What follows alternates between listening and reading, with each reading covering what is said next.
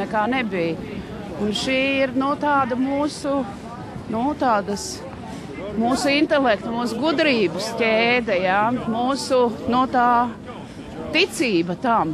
Jā, tā fiziskā gaismas pils, kas beidzot ir uzcēlusies. Man jau liekas, ka 21. gadsimts ar šo brīdi ir sācies Latvijā, jo vēl jau nebija sācies. No kurienes jūs esat šeit ķēdē? No kurienes jūs esat atbraukuši? Tāpat no Rīgas. Kā tevi sauc? Pēteris. Vai tu varēji šorīt saņemties tik augstā dienā nākt uz šejien? Kāpēc tev bija svarīgi? Tas tāds garīgs arī pasākums, ka tas tā jauki piedalīties. Paldies! Mēs tūlīt pieslēgsimies video sižetam, kur jaunākais bibliotekārs Jurģis Celmiņš būs tas puisis, kurš ieliks grāmatu jaunās bibliotekas plauktā. Bet varbūt arī tu kļūsi par bibliotekāru, vai ne? Jā.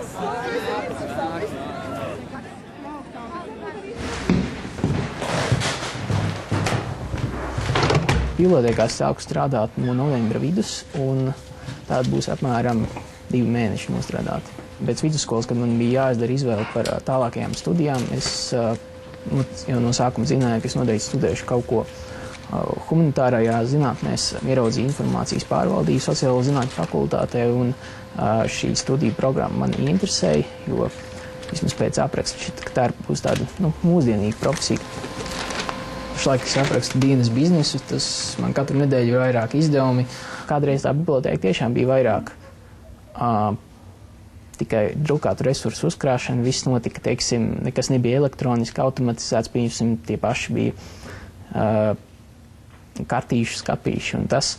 Tā, teiksim, tas viss notiek elektroniski un, teiksim, un vispār pavisam savādāk, teiksim, kad paralēli tiek saglabāti arī digitāli resursi. Es biju ļoti pārsteigts, jo, teiksim, tāpat kā jebkura diena sāk savu darba dienu un pat nenojaut, ka man būs uzticēts šāds pienākums, bet, kad man piezvanīja un es to uzzināju, protams, jūtos pagodināts un vispār tas liekas diezgan interesanti, jo piedalīties tomēr tādā nozīmīgā kultūras notikumā un vispār, teiksim, 21. gadsimta viens no tādiem nozīmīgākajiem notikumiem.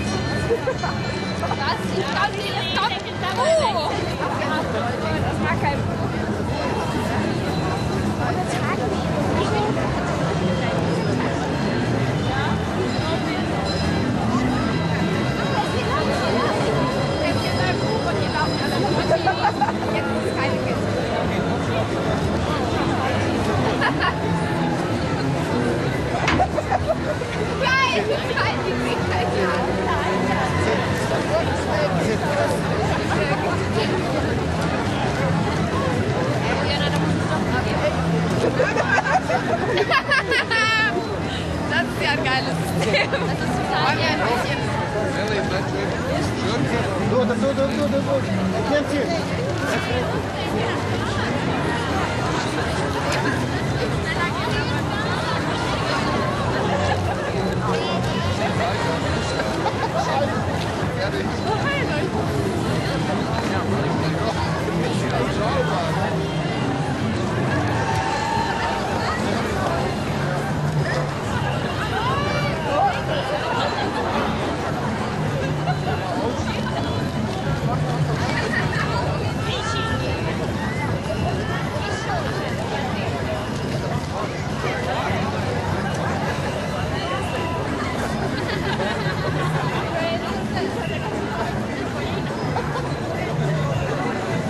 Tūdaļ mēs redzēsim, kā Gaismas pilī notiks svinīgais pasākums. Pirmās grāmatas sagaidīšana uz vietas ir arī Andris Vilks un arī kultūras ministre. Tūdaļ mēs redzēsim, kas notiek Gaismas pilī.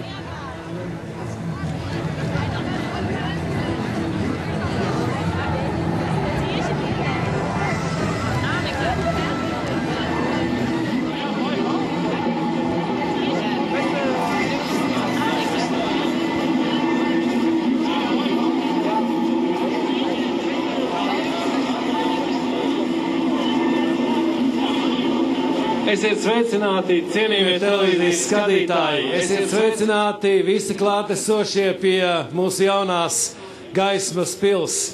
Būtu jāsaka, visi mani prezidenti, visi mani ministri, visa sabiedrība.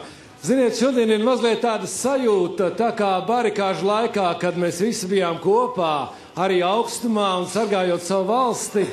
Un man ir mazliet tāda sajūta, ka mēs te ar Jānu Dripi arhitektu kopā stāvam, ka šī tomēr ir sabiedrības ēka, jo savu laiku tūkstošiem vēstuļu nāca gan ministru prezidentiem, toreiz gan viņi tādi nebija, bet uz biblioteku, uz dažādām institūcijām, ka mums ir vajadzīga jauna nacionālā biblioteka. Un es domāju, ka katrs no Latvijas iedzīvotājiem tādā vai citādā veidā ir saistīts ar Nacionālo biblioteku, jo kādam ir kāds bibliotekārs pazīstams, kāds celtnieks. Un beigās mēs visi lasām grāmatas, un man šķiet, ka šis pēc brīvības pieminekļa beidzot ir viens riktīgs sabiedrības pasūtījums. Un man blakus ir Jānis Dripe, arī vēl viens šīs dienas moderators. Jāni, vai tu atceries, kā vispār sākās Nacionālās bibliotekas epopeja? Patiesībā ideja par Nacionālo biblioteku jau pieder pagājušā gadsimta 20. gadiem. Jau 28. gadā nolēma valsts vajadzīga jauna Nacionālā biblioteka. Tad pienāca 80. gadu beigas, izcili raksti padomju jaunatnē, televīzijas raidījums Top kadrs, risinājumu meklējot, ojār tavs labvakars.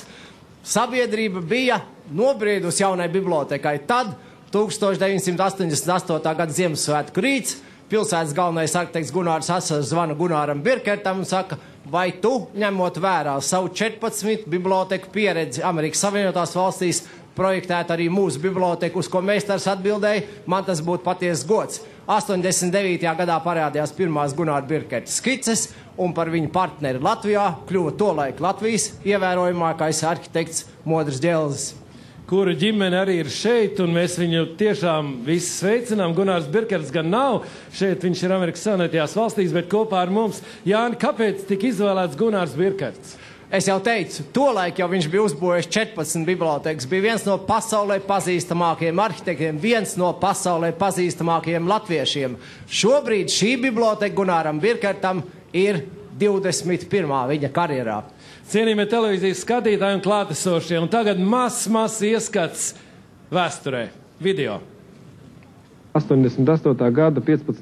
janvārī Stopkadrā un pēc tam raidījumā risinājumu meklējot, mēs kopā ar kolēģiem no preses risinājām jautājumu par valsts bibliotekas likteni. Jums rokās ir viena grāmatiņa, kur mēs redzam, ka Daugavas plūdi Rīgā 29. gadā pārplūdušā Akmeņu ielā. Tātad tā ir tieši tā vieta, kuras viena mala būs paredzēta jaunajai valsts bibliotekai.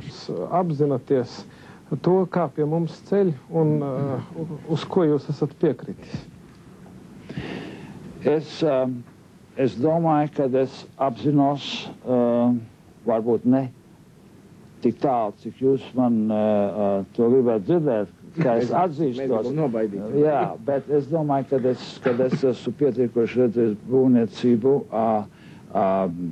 Rīgā, Latvijā, Padomju Savienībā.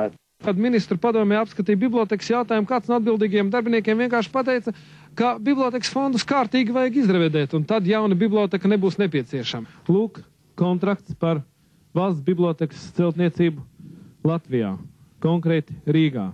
Un pēdējā lapusē trūkst viena paraksta.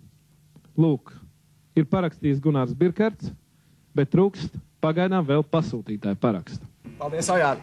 Es domāju, es runāšu par atbildību un lietām, kas ir no arhitektūra vērsts. Pirmkārt, tā ir liela atbildība. 10 gadus mēs esam strādājuši ar pasaulē slavenu arhitektu, un pasaulē slavenu arhitektu ir maz. Šis projekts ir publicēts, un slikts projekts, varat ticēt man, nepublicē visos pasaules lielākajos arhitektūras žurnālos. Es cienu arhitektus, es cienu ļoti Modri Dēlis, kas strādā tandēmā ar Birkertu, bet šādu publicitāti pasaulē iegūt nav viegli. Mēs to esam jau ieguvuši. Par šo projektu ir 2 reizes runāts no UNESCO tribīnas Parīzē. Tas arī ir būtiski, un tā ir atbildība. Vai jūs pats nejūtaties šobrīd kā Antiņš, kurš grib uzbraukt Stikla kalnā pēc salcerītes un jāiet un nesasniedz? Jā, es domāju, ka tas ir labs salīdzinājums, jā, un tas vispār sajiet kopā ar ēkas arhitektūru, varbūt, jā.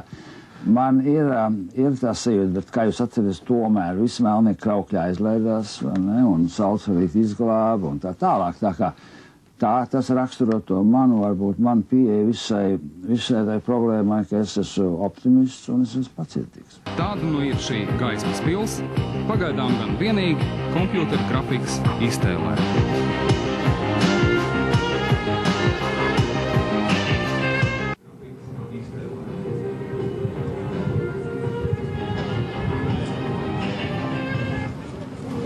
Jūs redzat, kā ir mainījies laiks. Mēs to kompjūtera grafiku tanī laikā pasūtījām Amerikā. Un tagad tas ir iemiesojies dzīvē. Šī laikā 27 gados ir nomainījušies 4 prezidenti. Bijuši, jau ir 12. kultūras ministrs. Katrs ir kaut ko labu darījis, katrs ir domājis par šo biblioteku, bet ir daži no kultūras ministriem, kurus tomēr man gribētos izcelt. Raimonds Pauls, uz kura galda iegūlās pirmās skices.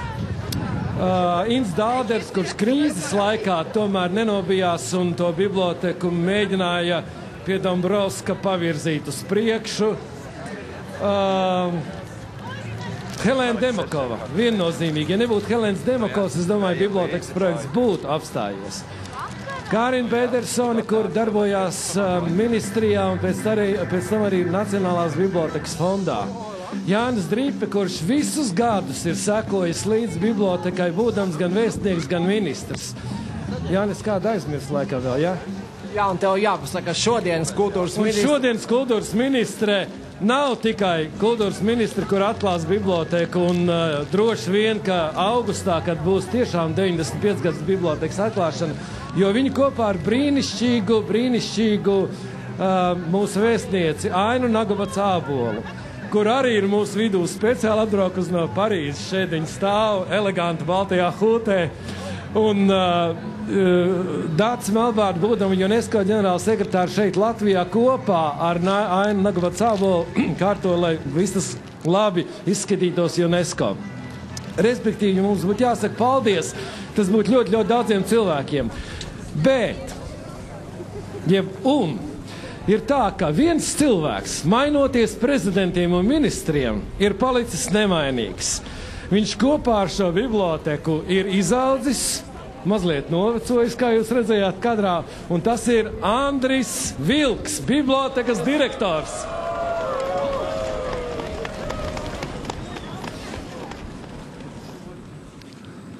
Mani mīļie, visi, kur esat šeit šodien sanākuši pie bibliotekas, visi, kuri no Krišāna Baronēlas 14 ir sastājušies šajā rindā, arī daudz tie, kuri sūtījuši ar mums sveicienus šodien.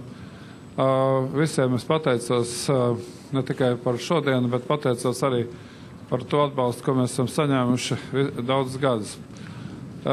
Mums bija paredzēts šodien siltāks laiks un daudz vairāk un daudz garākas runas. Bija paredzēti daudzi skaisti citāti, un es tomēr atļaušos vienu citātu. Un